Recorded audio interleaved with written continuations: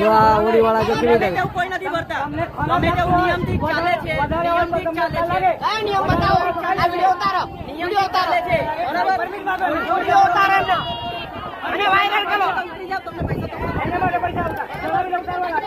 વોટની અંદર ઉભા રહેવાની જગ્યા નથી, એટલા ખીચો ખીચ માણસો ભરે છે અને પર વ્યક્તિના 500 રૂપિયા ચાર્જ છે.